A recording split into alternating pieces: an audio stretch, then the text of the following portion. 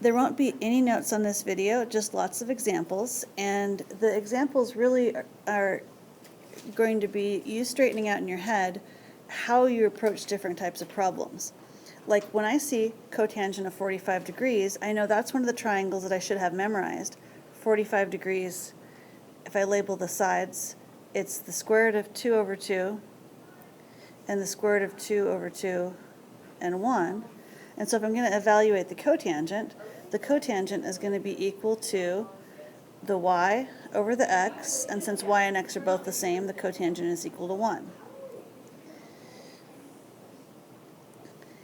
Now this next problem has numbers 5 and 13. Well, 5 and 13 is not one of the problems we've memorized. So I'm going to have to draw a picture, but instead of labeling the triangle that I've memorized in the picture, I'm going to have this new triangle where the opposite side is 5 and the hypotenuse is 13. And now if you don't have your Pythagorean triplets memorized, you might have to go a squared plus 5 squared equals 13 squared. And if you work that out, 169 minus 25 is 144, and the square root of 144 is 12. So now if I want to evaluate the cotangent for this function is adjacent over opposite, and so the cotangent is 12/5.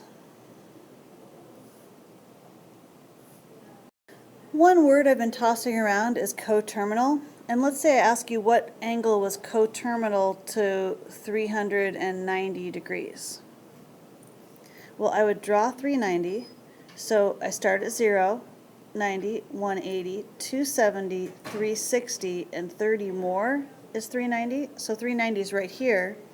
And since it's 30 more than 360, it's coterminal with 30 degrees. So if you need to draw a picture for a 390 degree angle, you can just draw the picture that goes with a 30-degree angle. 1/2 square root of 3 over 2 and 1.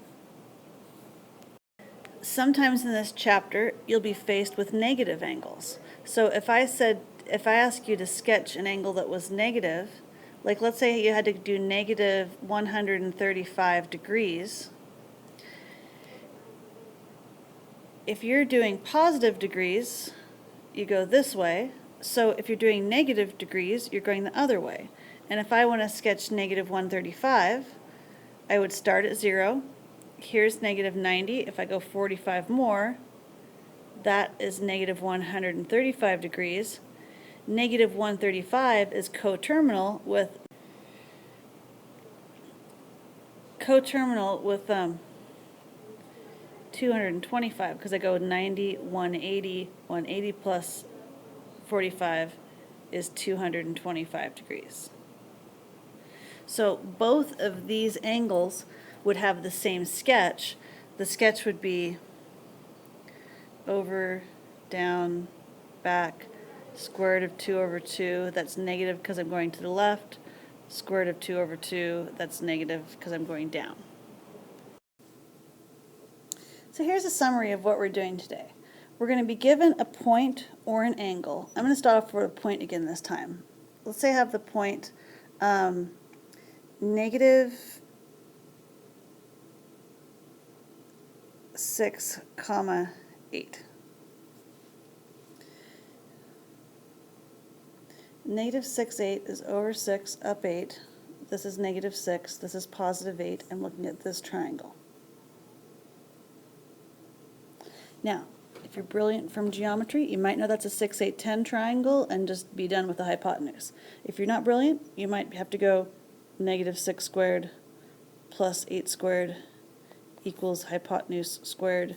That's 36 plus 64. That's 100. The hypotenuse is 10. So I've got the 10. So I've drawn a picture on the coordinate plane. I drew the triangle. I'm going to find the missing sides of the triangle. I got that. Now I'm going to use the inverse button to get the angle. Now in order to do that you have to have a trig function. So let's do sine.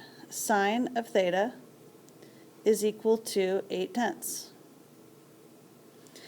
I'm going to use my inverse button to get the angle. So I'm going to type in second sine 8 divided by 10.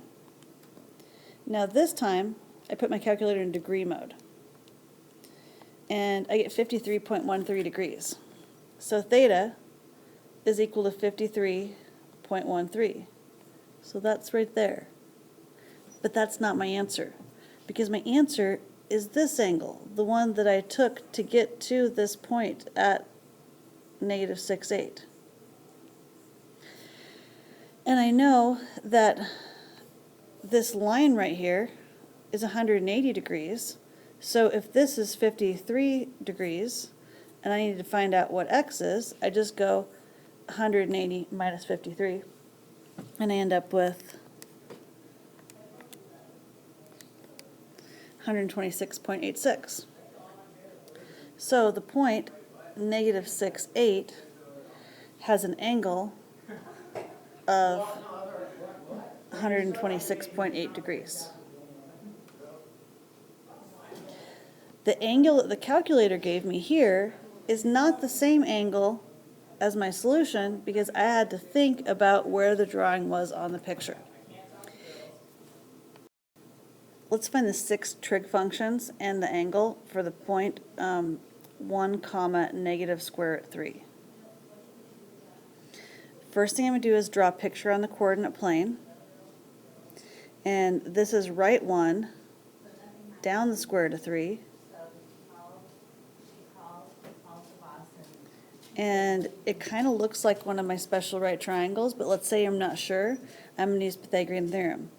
1 squared plus the square root of 3 squared equals the hypotenuse squared. That's 1 plus 3. 4 equals the hypotenuse squared, so the hypotenuse is 2. At this point, you might recognize that that's actually a 60-degree angle. If you don't recognize that it's a 60-degree angle, it's okay. So I've drawn the triangle. I found the missing sides of the triangle. I'm going to use the inverse button to get the angle. So I'm going to type in on my calculator, since I know that sine of x, I'll call this x in the triangle, is equal to negative square root 3 over 2. That might be a giveaway. Sine is negative at negative 60. Let's see what my calculator says. I'm going to put my calculator in degree mode, and I'm going to type in sine inverse of negative square root 3 over 2. When I do that, my calculator says square root 3 divided by 2, negative 60.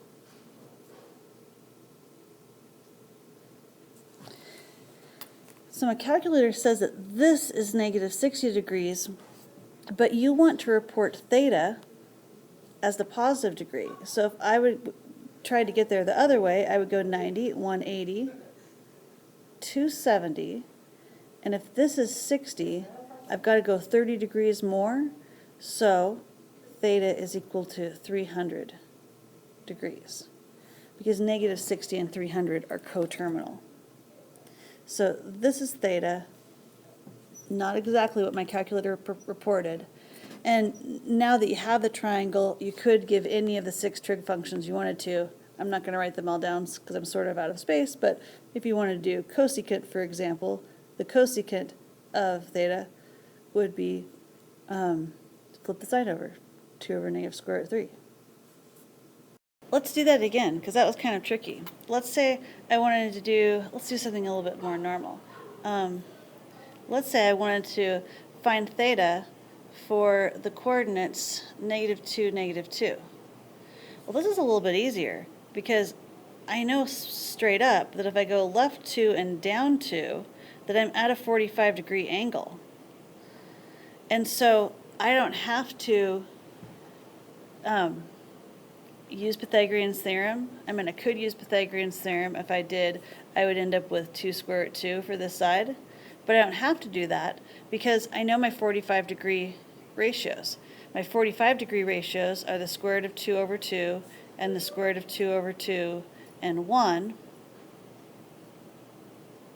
These are both negative. So sine is negative square root 2 over 2. Cosine is negative square root 2 over 2. Tangent is 1, flip the tangent over, flip that one over, flip the last one over.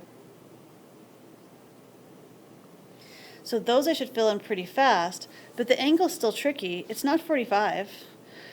45 is the angle in the triangle. If I want to find theta, I have to start from here and go all the way around to there.